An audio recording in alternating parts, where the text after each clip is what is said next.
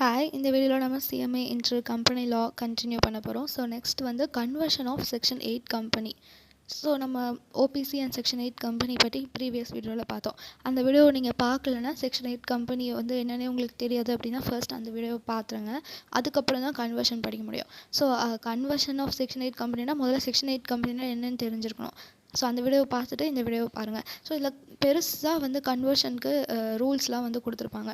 Rule 21 என்னாச்சு rule 21 rule 22 நிறையா வந்து இதில் கொடுத்துருப்பாங்க. ஆனால் இதில் இருக்கிறது அவ்வளோத்தையும் நீங்கள் அப்படியே எழுதணுன்ட்டு இல்லை, இதை சும்மா ரீட் பண்ணிக்கோங்க. ஸோ உங்களுடைய மைண்டில் என்னென்னலாம் நீங்கள் ஞாபகம் வச்சுக்கணும் அப்படிங்கிறத நான் சிம்பிளாக நோட்ஸ் மாதிரி சொல்கிறேன். ஸோ கன்வர்ஷன் ஆஃப் செக்ஷன் 8 கம்பெனிஸை இப்படி நீங்கள் ஸ்டோரி மாதிரி ரீட் பண்ணிக்கோங்க.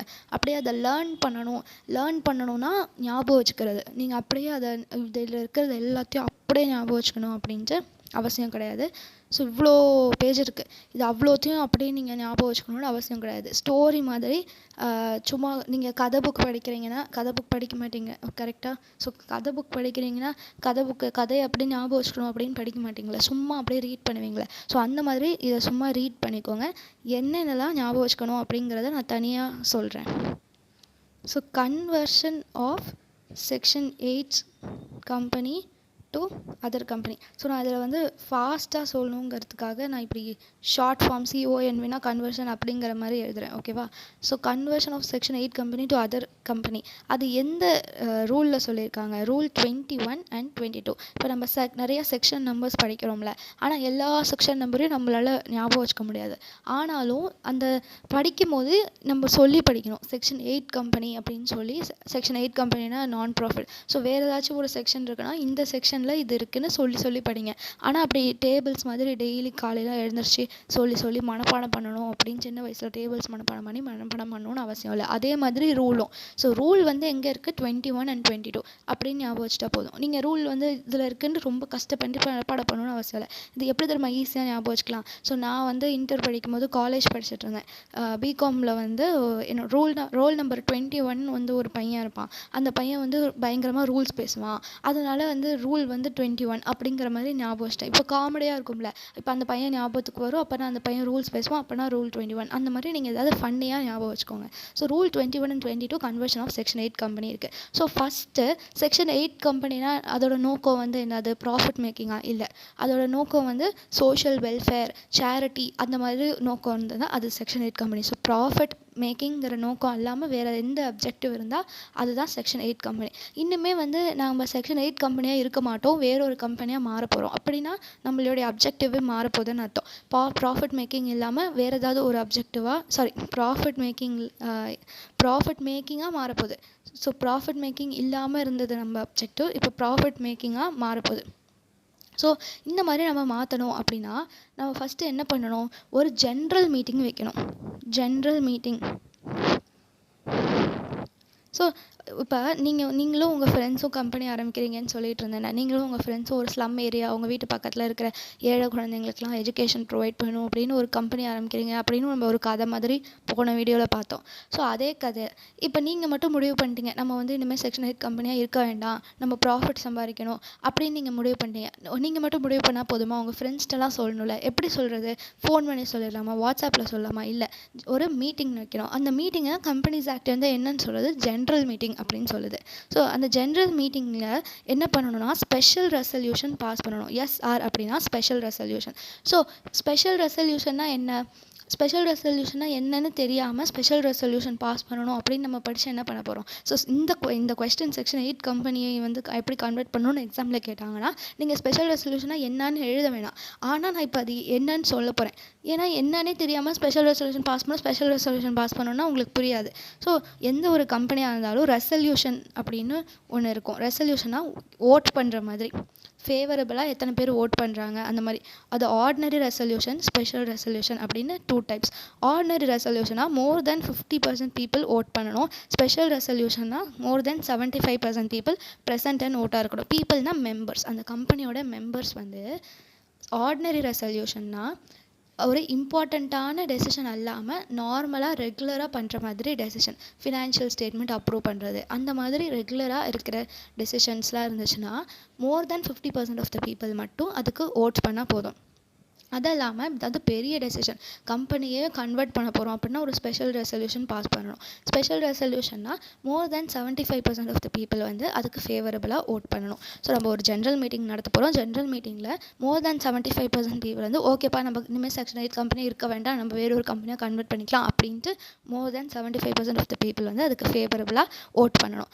இப்போ இந்த ஜென்ரல் மீட்டிங்கை நம்ம நடத்த போகிறோம் அப்படிங்கிறத மெம்பர்ஸ்க்கு தெரிவிக்கணும்ல. அவங்கள்ட்ட சொல்லாமல் ஜென்ரல் மீட்டிங் நடத்தினா அப்புறம் யார் அட்டென்ட் பண்ணுவா? ஸோ அதுக்கு நம்ம என்ன பண்ணணும், அவங்கள்ட்ட சொல்லணும். அந்த சொல்கிறது எது மூலியமாக சொல்லுவோம் அப்படின்னா நோட்டீஸ் கொடுக்கணும். மெம்பர்ஸ்க்கு நோட்டீஸ் கொடுக்கணும். இந்த ஜென்ரல் மீட்டிங்க்கு ஒரு நோட்டீஸ் கொடுக்கணும். யாருக்கு? மெம்பர்ஸ்க்கெலாம் கொடுக்கணும். ஓகேவா? இந்த நோட்டீஸில் ஒரு எக்ஸ்பிளனேட்ரி ஸ்டேட்மெண்ட்டை அட்டாச் பண்ணணும். இது அழைச்சிடுறேன், ரெசல்யூஷன்னா என்னங்கிறத அழைச்சிடுறேன். ஸோ ஒரு எக்ஸ்பிளனேட்ரி ஸ்டேட்மெண்ட் இருக்கணும் அந்த நோட்டீஸில். அந்த எக்ஸ்பிளனேட்ரி ஸ்டேட்மெண்ட் வந்து என்ன சொல்லணும்னா கன்வெர்ட் பண்ணுறதுக்கான டீட்டெயில்ஸை சொல்லணும்.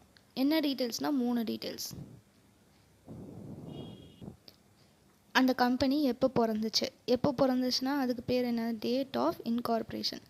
அதுக்கப்புறம் அந்த கம்பெனியோடைய அப்ஜெக்டிவ். ஸோ அப்ஜெக்டிவ் வந்து மெமரண்டமில் அந்த கம்பெனியை ஃபார்ம் பண்ணும்போது ஒரு அப்ஜெக்டிவ் இருப்போம்ல, அந்த அப்ஜெக்டிவ். ஸோ நம்ம கம்பெனியோட அப்ஜெக்டிவ் என்ன? நம்ம கதையில் நம்ம எஜுகேஷன் ப்ரொவைட் பண்ணுவோம். ஸோ எஜுகேஷனுங்கிறது தான் நம்மளுடைய அப்ஜெக்டிவ். ஸோ அந்த மாதிரி அதோட அப்ஜெக்டிவ். அதுக்கப்புறம் ரீசன், ஏன் வந்து அது வந்து செக்ஷன் 8 கம்பெனியாக கண்டினியூ பண்ணால் அதோட அப்ஜெக்டிவை ஏன் அதால் ஃபுல்ஃபில் பண்ண முடியாது அப்படிங்கிறதுக்கான ரீசன், ஏன் வந்து கன்வெர்ட் பண்ணணுங்கிறதுக்கான ரீசன். இது வரைக்கும் ஓகேவா? இது வரைக்கும் நம்ம ட்ராயிங் மாதிரி படித்தோம். இப்போ வந்து இதை சென்டென்ஸாக அவங்களால எழுத முடியுமா? இதை வச்சு எழுதிடலாம் தானே, ஈஸி தானே. ஸோ ரூல் 21 and 22 தான் கன்வெர்ட் பண்ணுறதுக்கான ரூல்ஸ் வந்து இருக்குது. ஃபஸ்ட்டு என்ன பண்ணணும், ஒரு ஜென்ரல் மீட்டிங்கில் ஸ்பெஷல் ரெசல்யூஷன் பாஸ் பண்ணணும். அந்த ஸ்பெஷல் ரெசல்யூஷன்னா என்ன? மோர் தென் 75% பீப்புள் வந்து ஓட் பண்ணணும் ஃபேவரபுளாக. அந்த நோட்டீஸ் கொடுப்போம்ல, அந்த நோட்டீஸில் அந்த notice will be issued for calling the general meeting. So அந்த நோட்டீஸில் ஒரு எக்ஸ்ப்ளனேட்ரி ஸ்டேட்மெண்ட் இருக்கணும். அந்த எக்ஸ்ப்ளனேட்ரி ஸ்டேட்மெண்ட்டில் டீட்டெயில்ஸ் இருக்கணும். என்ன டீட்டெயில்? 3 டீட்டெயில். அந்த கம்பெனி எப்போ ஆரம்பித்தாங்க, அதோடைய அப்ஜெக்டிவ் என்ன, அதுக்கப்புறம் ஏன் வந்து அது செக்ஷன் 8 கம்பெனிலேருந்து இன்னொரு கம்பெனியாக கன்வெர்ட் பண்ணணும் அப்படிங்கிறதுக்கான ரீசன்.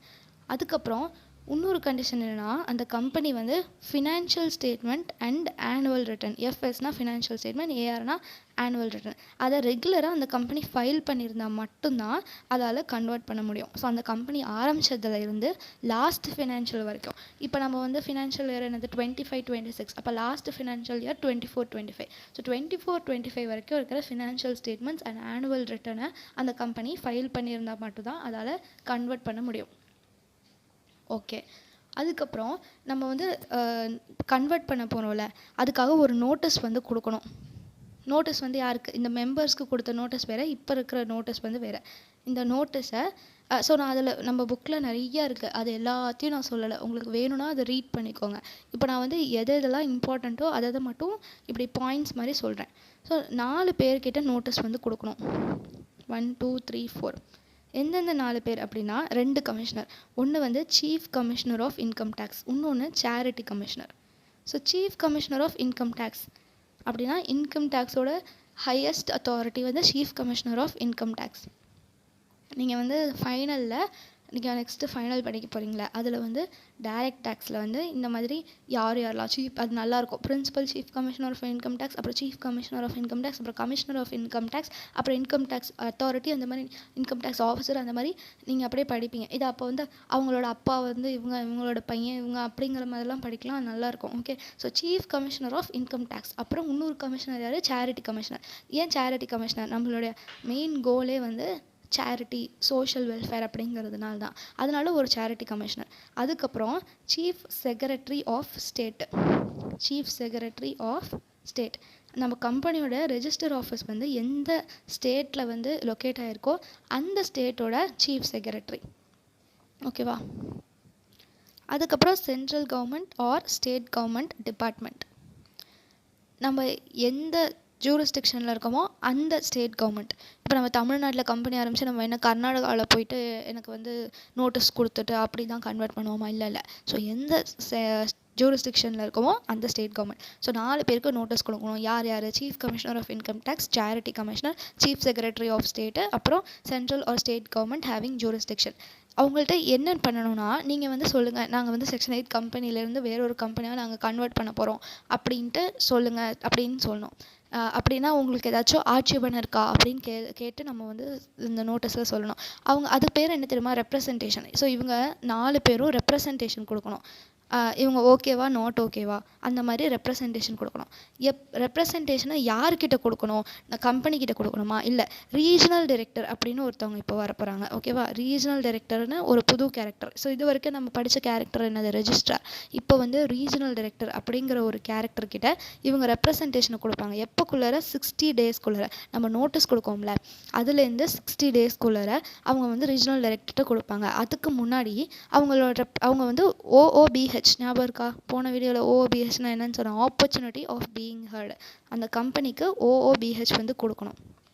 சப்போஸ் இல்லை இதுவுமே செக்ஷன் 8 கம்பெனி வந்து வேற ஒரு கம்பெனியாக மாறக்கூடாது, செக்ஷன் 8 கம்பெனியாக தான் இருக்கணும் அப்படின்னா ஏன் வந்து இந்த மாதிரி பண்ணுறாங்க அப்படின்னு அந்த கம்பெனிக்கிட்ட சொல்லி அந்த கம்பெனிகிட்ட நீங்கள் என்ன சொல்கிறீங்கிற மாதிரி கேட்கணும். Opportunity of being heard. அதுதான் நம்ம வந்து நான் வந்து இப்படி ஒரு டெசிஷன் எடுக்க போகிறேன், ஏன் அப்படி அந்த டெசிஷனை எடுக்கக்கூடாது அப்படின்னு நீங்கள் சொல்லுங்கள் அப்படிங்கிற மாதிரி ஒரு ஆப்பர்ச்சுனிட்டி ஆஃப் பீயிங் ஹர்டு வந்து அந்த கம்பெனிக்கு கொடுக்கணும். ஓகேவா. ஸோ நம்ம ஃபஸ்ட்டு இந்த 4 பேருக்கும் நோட்டீஸ் கொடுக்குறோம். அவங்க என்ன பண்ணணும், அவங்களோட ரெப்ரசன்டேஷனை கொண்டு போயிட்டு யார்கிட்ட சொல்லணும், ரீஜனல் டைரக்டர்கிட்ட சொல்லணும். எப்போக்குள்ளார சொல்லணும், 60 நாளுக்குள்ளார. எதுலேருந்து 60 நாள், நம்ம நோட்டீஸ் கொடுத்ததுலேருந்து 60 நாளுக்குள்ளார. அப்புறம் அதுக்கு முன்னாடி அவங்க அதை சொல்கிறதுக்கு முன்னாடி அந்த கம்பெனிக்கு OOBH வந்து கொடுக்கணும். அதுக்கப்புறம் இந்த கம்பெனி என்ன தெரியுமா பண்ணணும், இப்போ நம்ம புது கேரக்டர் இருக்காங்களே, அந்த புது கேரக்டருக்கு ரீஜனல் டைரக்டருக்கு ஒரு அப்ளிகேஷன் சப்மிட் பண்ணணும். அந்த அப்ளிகேஷன் எந்த ஃபார்மில் இருக்கணும், INC 18 ஞாபகம் வச்சுருந்தா ஓகே, இல்லைனா நோ ப்ராப்ளம். உங்களோட பேட் லக் இதை வந்து MCQவில் கேட்டாங்க அப்படின்னா அதுக்காக ஞாபகம் வச்சுக்கோங்க. மோஸ்ட்லி ஃபார்ம் நம்பர்லாம் MCQவில் கேட்க மாட்டாங்க. ஆனால் சப்போஸ் பேட் லக் கேட்டாங்கன்னா, சப்போஸ் ICMI வந்து நம்மளெல்லாம் வந்து ஃபெயில் ஆக்கணும்னு நினச்சி அந்த மாதிரி கேட்டாங்கன்னா அதுக்காக ஞாபகம் வச்சுக்கோங்க. ஸோ கம்பெனி வந்து ரீஜனல் டைரக்டருக்கு ஒரு அப்ளிகேஷன் INC 18 சப்மிட் பண்ணணும். ஃப்ரீயாக பண்ணிடுவாங்களா, பண்ண மாட்டாங்க. யாராக இருந்தாலும் ஃபீஸ் கேட்பாங்க. ஸோ ப்ளஸ் ஃபீ ப்ளஸ் அந்த ரெசல்யூஷன் இருக்குல்ல, நம்ம ஒரு ஸ்பெஷல் ரெசல்யூஷன் பாஸ் பண்ணணும்னு ஃபஸ்ட்டு சொன்னேன்ல, அந்த ரெசல்யூஷனோட ஒரு சர்டிஃபைடு காப்பி. சர்டிஃபைடு காப்பினா என்ன, வெறும் காப்பினா என்ன, வெறும் காப்பினா சும்மா ஜெராக்ஸ் எடுத்த மாதிரி கொடுக்குறது. சர்டிஃபைடு காப்பினா இப்போ அந்த கம்பெனிக்கு ஒரு இன்சார்ஜ் மாதிரி இருப்பாங்களே, ஸோ ஒரு பிரான்ச்னால் அதுக்கு பிரான்ச் மேனேஜர் இன்சார்ஜ். அந்த மாதிரி அந்த கம்பெனிக்கு this is to certify that நான் சொன்னதெல்லாம் உண்மை தவிர எதுவும் இல்லை அப்படிங்கிற மாதிரி போட்டு கீழே வந்து அவங்களோட சீல் சைன் இருந்தால் அது வந்து சர்டிஃபைடு காப்பியாக மாறிடும். சும்மா இருந்தால் அது காப்பி. அதில் வந்து அதோட அந்த அத்தாரிட்டி அந்த கம்பெனிக்குடைய அத்தாரிட்டி வந்து அதில் வந்து சைன் பண்ணி கொடுத்தா அது சர்டிஃபைடு காப்பியாக மாறிடும். சர்டிஃபிகேட் எழுதி சைன் பண்ணி கொடுத்தா. ப்ளஸ் நம்ம ஒரு நோட்டீஸ் வந்து கொடுக்குறோம்ல இந்த 4 பேருக்கு, அந்த நோட்டீஸை கொடுத்துட்டோங்கிறதுக்கான ப்ரூஃப் ஆஃப் டெலிவரி. ஓகேவா. இதெல்லாம் வந்து ரீஜனல் டைரக்டர்கிட்ட சப்மிட் பண்ணணும். ஃபஸ்ட்டு என்ன பண்ணுறோம், ரீஜனல் டைரக்டருக்கு ஒரு அப்ளிகேஷன் பண்ணணும். அந்த அப்ளிகேஷன் ஃபீஸ் கொடுக்கணும். INC 18ங்கிற ஃபார்மில் இருக்கணும். ஃபார்ம் நம்பர் மறந்து போச்சுன்னா எக்ஸாமில் ப்ரிஸ்கிரைப்டு ஃபார்ம் அப்படின்னு எழுதிருங்க. ஓகேவா. INC 18 ஃபீஸ் கொடுக்கணும். அதுக்கப்புறம் நம்ம ரெசல்யூஷன் பாஸ் பண்ணுறோம்ல இந்த 4 பேருக்கு, நம்ம ஃபஸ்ட்டு ஜென்ரல் மீட்டிங்கில் வந்து ஒரு ஸ்பெஷல் ரெசல்யூஷன் பாஸ் பண்ணுறோம்ல அதோட சர்டிஃபைடு காப்பி. அப்புறம் இந்த 4 பேருக்கு வந்து ஒரு நோட்டீஸ் கொடுக்குறோம்ல, அந்த நோட்டீஸை நம்ம கொடுத்துட்டோம் அப்படிங்கிறதுக்கான ப்ரூஃப் ஆஃப் டெலிவரி. இதெல்லாம் கொண்டு போய் ரீஜனல் டைரக்டர்கிட்ட கொடுக்கணும். அதுக்கப்புறம் என்ன பண்ணணும் தெரியுமா, நம்ம ரீஜனல் டைரக்டர்கிட்ட அப்ளிகேஷன் பண்ணோம்ல, ஸோ கம்பெனி என்ன பண்ணுது, ரீஜனல் டைரக்டரோட அப்ளிகேஷன் RDன்னு போடலாமா, ரீஜனல் டைரக்டர்கிட்ட அப்ளிகேஷன் வந்து கொடுத்தோம்ல, RD அப்ளிகேஷன், ரீஜனல் டைரக்டர் அப்ளிகேஷனை கொண்டு போயிட்டு RD அப்ளிகேஷனோட காப்பி, ஸோ ஒரிஜினல் தான் ரீஜனல் டைரக்டர்கிட்ட இருக்குமே அதோட காப்பியை தானே கொடுக்கணும். இப்போ அந்த காப்பியை கொண்டு போய் ROCகிட்ட கொடுக்கணும். ROCனா யார், நம்மளோட பழைய கேரக்டர் ரெஜிஸ்ட்ரார் ஆஃப் கம்பெனிஸ்கிட்ட கொடுக்கணும். ஓகே, இதெல்லாம் பண்ணிட்டேன். இதுக்கப்புறம் நான் என்ன பண்ணணும் அப்படின்னா, அந்த அப்ளிகேஷன் கொடுத்தோம்ல ரீஜனல் டைரக்டர்கிட்ட, அந்த அப்ளிகேஷன் கொடுத்ததுலேருந்து ஒரு வாரத்துக்குள்ளார 1 வீக்குள்ளார ஒரு நோட்டீஸ் பப்ளிஷ் பண்ணணும். இன்னொரு நோட்டீஸ் தான். அந்த நோட்டீஸ் எங்கே, நியூஸ் பேப்பர்லேயும் கம்பெனியோடைய வெப்சைட்லேயும்.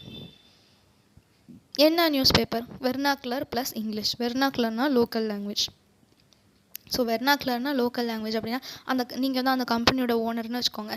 அந்த கம்பெனியோட ரெஜிஸ்டர் ஆஃபீஸ் வந்து கேரளாவில் இருக்குது. ஆனால் நீங்கள் வந்து தமிழ்நாட்டில் இருக்கீங்க அப்படின்னா வெர்னாக்குலர் லாங்குவேஜ் எது? தமிழா மலையாளமா? மலையாளம். ரீஜனல் அந்த கம்பெனியோட ரெஜிஸ்டர்ட் ஆஃபீஸ் இருக்கிற ரீஜனல் லாங்குவேஜ் தான் வெர்னாக்குலர் லாங்குவேஜுங்கிறது. So vernacular language of the state in which the registered office of the company is situated. அந்த வெர்னாக்குலர் லாங்குவேஜ்லையும் இங்கிலீஷ் லாங்குவேஜ்லையும் நியூஸ் பேப்பரில் அந்த நோட்டீஸை பப்ளிஷ் பண்ணணும். அதுக்கப்புறம் கம்பெனிக்கு வெப்சைட் இருந்துச்சுன்னா அந்த கம்பெனியோட வெப்சைட்டில் பப்ளிஷ் பண்ணணும். இதெல்லாம் பண்ணிட்டீங்க அப்படின்னா ரீஜனல் டைரக்டர் சாட்டிஸ்ஃபைடாக இருந்துச்சுன்னா அவர் அப்ரூவ் பண்ணிடுவார். ஓகே நீ கன்வெர்ட் பண்ணிக்கோ, நோ ப்ராப்ளம் அப்படின்னு அப்ரூவ் பண்ணிடுவார். அப்புறம் சில டேர்ம்ஸ் அண்ட் கண்டிஷன்ஸ் அவர் இம்போஸ் பண்ணுவார். அதெல்லாம் நம்ம சாட்டிஸ்ஃபை பண்ணணும். சப்போஸ் ரீஜனல் டைரக்டர் நாட் சாட்டிஸ்ஃபைட்னா ரிஜெக்ட் பண்ணிடுவார். அந்த அப்ளிகேஷனை ரிஜெக்ட் பண்ணிடுவார். ஆனால் ரிஜெக்ட் பண்ணுறதுக்கு முன்னாடி என்ன பண்ணணும்? ஓபிஹெச் கொடுக்கணும். ஓபிஹெச்னா ஆப்பர்ச்சுனிட்டி ஆஃப் பீயிங் ஹர்ட். யாருக்கு? கம்பெனிக்கு. அதுக்கப்புறம் இந்த அப்ரூவல் நமக்கு வந்துருச்சுன்னு வச்சுக்கோங்க. நம்ம ரீஜனல் டைரக்டர் ஓகேப்பா நீ கன்வெர்ட் பண்ணிக்கோன்னு அப்ரூவல் கொடுத்துட்டாங்க. அப்ரூவல் வந்துருச்சு அப்போனா கம்பெனி என்ன பண்ணணும்? கம்பெனி கன்வெர்ட் பண்ணணும். எப்படி கன்வெர்ட் பண்ணணும்? ஜென்ரல் மீட்டிங், திரும்பி ஒரு ஜென்ரல் மீட்டிங். ஆமாம், ஜென்ரல் மீட்டிங்கில் ஸ்பெஷல் ரெசல்யூஷன் பாஸ் பண்ணணும். ஸ்பெஷல் ரெசல்யூஷனாக மோர் தென் 75% பீப்புள் வந்து ஓட் பண்ணணும். அதுக்கப்புறம் மெமரண்டமையும் ஆர்டிக்கலையும் அந்த ஜென்ரல் மீட்டிங்கில் ஆல்ட்ரு பண்ணணும். ஸோ மெமரண்டம் எம்ஓஏவை ஆல்டர் பண்ணணும். ஏன்னா நம்மளுடைய அப்ஜெக்டிவே மாறிடுச்சுல, அதனால ஆல்ட்ரு ஆகணும்ல. ஸோ அந்த ஆல்ட்ரு பண்ணுறத எதில் பண்ணுறோம்? அந்த ஜென்ரல் மீட்டிங்கில். அந்த ஜென்ரல் மீட்டிங்கில் ஒரு ஸ்பெஷல் ரெசல்யூஷன் பாஸ் பண்ணி அதை வந்து ஆல்ட்ரு பண்ணணும். அதுக்கப்புறம் நம்ம ஆல்ட்ரு பண்ணி முடிச்சிட்டோம்ல, அதை திரும்பி கொண்டு போய் யார்கிட்ட சப்மிட் பண்ணணும்? யார்கிட்ட? நீங்களே சொல்லுங்கள். ரெஜிஸ்ட்ரார்கிட்டயா இல்லை ரீஜனல் டைரக்டர்கிட்டயா? ரெஜிஸ்ட்ரார்கிட்ட. ஏன்னா ரீஜனல் டைரக்டர் அவரோட அப்ரூவலை கொடுத்ததுக்கப்புறம் அவர் கிளம்பி போயிடுவார். ரீஜனல் டைரக்டர் இதுக்கப்புறம் நமக்கு கதையிலே வரமாட்டார். ஸோ ரெஜிஸ்ட்ரார்கிட்ட, ஆர்ஓசி கிட்ட கொண்டு போயிட்டு இந்த ஆல்டர்டு மெமரண்டமுடைய ஒரிஜினலாக காப்பியை கொண்டு போயிட்டு ஆர்ஓசிகிட்ட கொடுக்கணும். ஆர்ஓசி என்ன கொடுப்பாரு? ஆர்ஓசி சர்டிஃபிகேட் ஆஃப் இன்கார்பரேஷன் புதுசாக ஒன்று கொடுப்பார். அவ்வளோதான் கன்வர்ஷன். இதெல்லாம் படித்தா, இதெல்லாம் ஞாபகம் வச்சுட்டா போதும்.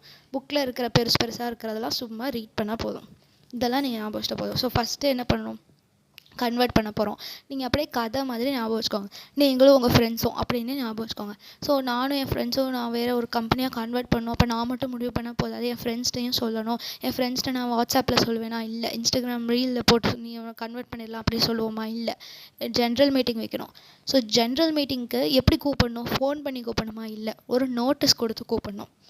அந்த நோட்டீஸில் என்ன இருக்கோ ஒரு எக்ஸ்பிளனேட்டரி ஸ்டேட்மெண்ட் இருக்கும். அந்த எக்ஸ்பிளனேட்டரி ஸ்டேட்மெண்ட் என்ன சொல்லும்? 3 விஷயத்த சொல்லும். என்ன 3 விஷயம்? அந்த கம்பெனியோட பர்த்டேனா இதில் டேட் ஆஃப் இன்கார்பரேஷன், அதுக்கப்புறம் அந்த கம்பெனியோட அப்ஜெக்டிவ், அதுக்கப்புறம் அது ஏன் வந்து கன்வெர்ட் பண்ணணுங்கிறதுக்கான ரீசன்.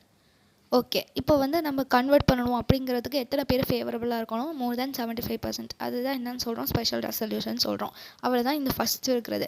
அதுக்கப்புறம் அந்த கம்பெனி கன்வெர்ட் பண்ணணும் அப்படின்னா அது ப்ரீவியஸ் இயர் வரைக்கும் உள்ள ஃபினான்ஷியல் ஸ்டேட்மெண்ட் அண்ட் ஆனுவல் ரிட்டர்னை சப்மிட் பண்ணியிருக்கணும். ஸோ சும்மா வந்து ஃபினான்ஷியல் ஸ்டேட்மெண்ட் ஆனுவல் ரிட்டர்ன் இல்லாமல் நான் கன்வெர்ட் பண்ண போகிறேன் அப்படின்னா நீ இது வரைக்கும் செக்ஷன் 8 கம்பெனியாக தான் இருந்தீங்கிறதுக்கான ப்ரூஃப் என்ன? ப்ராஃபிட் மேக்கிங் உங்களுடைய அப்ஜெக்டிவ் கிடையாது அப்படிங்கிறத நம்ம எப்படி தெரிஞ்சுக்கிறது? ஃபினான்ஷியல் ஸ்டேட்மெண்ட் பார்த்தானே தெரிஞ்சுக்கணும். அதுக்காக financial statement and annual return previous financial year வரைக்கும் சப்மிட் பண்ணியிருக்கணும். அதுக்கப்புறம் 4 பேருக்கு நோட்டீஸ் கொடுக்கணும்.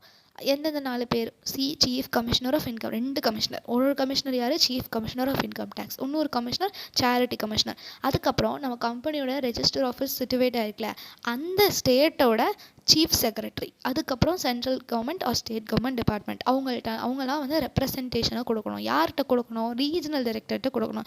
எப்போக்குள்ளே கொடுக்கணும்? 60 நாளுக்குள்ளே. நம்ம அந்த நோட்டீஸ் கொடுத்தோம்ல, இந்த நோட்டீஸ் கொடுத்ததுலேருந்து 60 நாளுக்குள்ளே ரீஜனல் டைரக்டர்கிட்ட சொல்லணும். ஸோ ரெப்ரசன்டேஷன்ஸை சொல்கிறதுக்கு முன்னாடி கம்பெனிக்கு ஆப்பர்ச்சுனிட்டி ஆஃப் பீயிங் ஹர்ட் வந்து கொடுக்கணும். ஓகே, அப்புறம் கம்பெனி என்ன பண்ணும்? ரீஜனல் டைரக்டர்கிட்ட ஒரு அப்ளிகேஷன் சப்மிட் பண்ணுவோம். அப்ளிகேஷனை சும்மா போயிருந்தாங்க அப்ளிகேஷன் கொடுத்தா யாரும் வேலை செய்ய மாட்டாங்க. அதனால் ஃபீஸ் கொடுக்கணும். அதுக்கப்புறம் அது எந்த ஃபார்மில் கொடுக்கணும்? INC 18. மறந்து போயிடுச்சுன்னா ப்ரிஸ்கிரைப்டு ஃபார்ம். ஞாபகம் இருந்ததுன்னா ஐஎன்சி 18 மறந்து போயிடுச்சுன்னா ஐஎன்சி 18 இல்லை 19 இல்லை ஐஎன்சி 8 அப்படின்னு உங்களுக்கு தெரியல அப்படின்னா சும்மா பொய்யா நம்மளுக்கு தோன்றது ஐஎன்சி 9ன்னு சும்மா எழுதுவோம் அப்படின்னு எழுதுறாதீங்க, ராங் போட்டுருவாங்க. ஸோ ப்ரிஸ்கிரைப்டு ஃபார்ம் அப்படின்னு எழுதிக்கோங்க. மார்க் ரொம்ப போகும் அந்த மாதிரி தப்பு தப்பாக எழுதுனா. கரெக்டாக தெரிஞ்சதுன்னா எழுதுங்க, இல்லைனா ப்ரிஸ்கிரைப்டு ஃபார்ம்னு போட்டுருங்க. ஐஎன்சி 18 கொடுக்கணும். அதுக்கப்புறம் என்னெல்லாம் அதில் அட்டாச் பண்ணியிருக்கணும், நம்ம ஃபஸ்ட்டு ஃபீஸ் கொடுக்குறோம். அதுக்கப்புறம் அந்த ரீஜனல் டைரக்டருக்கு ரீஜனல் டைரக்டருக்கு தான் கொடுக்குறோம். இப்போ அந்த ரெசல்யூஷன் பாஸ் பண்ணோட 75% ஓட்டிங் பவர் இருக்கணும்னு ஸ்பெஷல் ரெசல்யூஷன். அந்த ரெசல்யூஷனோட ஒரு சர்டிஃபைடு காப்பி. அதுக்கப்புறம் நம்ம அந்த நோட்டீஸ் அந்த 4 பேருக்கு கொடுத்துட்டோம் அப்படிங்கிறதுக்கான ப்ரூஃப். ஓகே, கம்பெனி அப்புறம் என்ன பண்ணும், அந்த ரீஜனல் டைரக்டர்கிட்ட அப்ளை பண்ணுச்சுல, அந்த அப்ளிகேஷனோட காப்பியை கொண்டு போய் ஆர்ஓசிட்ட கொடுக்குது. அப்புறம் அந்த அப்ளிகேஷனை நம்ம ரீஜனல் டைரக்டர்கிட்ட கொடுக்கோம்ல, அதுலேருந்து 1 வாரத்துக்குள்ளார நோட்டீஸ் பப்ளிஷ் பண்ணும்.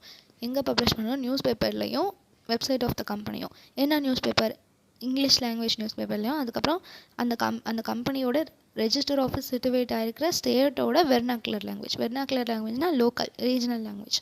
ஓகே, அதுக்கப்புறம் சப்போஸ் ரீஜனல் டைரக்டர் சாட்டிஸ்ஃபைடாக இருந்தானா அப்ரூவ் பண்ணிடுவார். ரீஜனல் டைரக்டர் சாட்டிஸ்ஃபைடாக இல்லைனா ரிஜெக்ட் பண்ணிடுவார். ரிஜெக்ட் பண்ணுறதுக்கு முன்னாடி கம்பெனிக்கு ஆப்பர்ச்சுனிட்டி ஆஃப் பீயிங் ஹர்டை கொடுக்கணும். சப்போஸ் ரீஜனல் டைரக்டர் அப்ரூவ் பண்ணிட்டாருன்னா அதுக்கப்புறம் கம்பெனி என்ன பண்ணணும், கன்வெர்ட் பண்ணணும். ஸோ எப்படி கன்வெர்ட் பண்ணணும், திரும்பி ஒரு ஜென்ரல் மீட்டிங் கூப்பிட்டு அதில் ஸ்பெஷல் ரெசல்யூஷன் பாஸ் பண்ணி அப்புறம் மெமரண்டம் அண்ட் ஆர்டிகல்ஸை ஆல்ட்ரு பண்ணணும். இப்போ ஆல்ட்ரு பண்ண மெமரண்டம் ஆர்டிகல்ஸ் இருக்குல்ல, அதோட ஒரு காப்பியை கொண்டு போய் திரும்பி ரெஜிஸ்ட்ரார்கிட்ட கொடுக்கணும். ரெஜிஸ்ட்ரார் ஒரு புது சர்டிஃபிகேட் ஆஃப் இன்கார்பரேஷன் கொடுத்துருவாரு. அதுக்கப்புறம் நம்ம கம்பெனி கன்வெர்ட் ஆயிரும். அவ்வளோதான். ஓகே, ஸோ இந்த வீடியோ அவ்வளோதான். கன்வர்ஷன் ஆஃப் செக்ஷன் 8 கம்பெனி மட்டும்தான் இந்த வீடியோ. ஸோ தேங்க்யூ ஃபார் வாட்சிங்.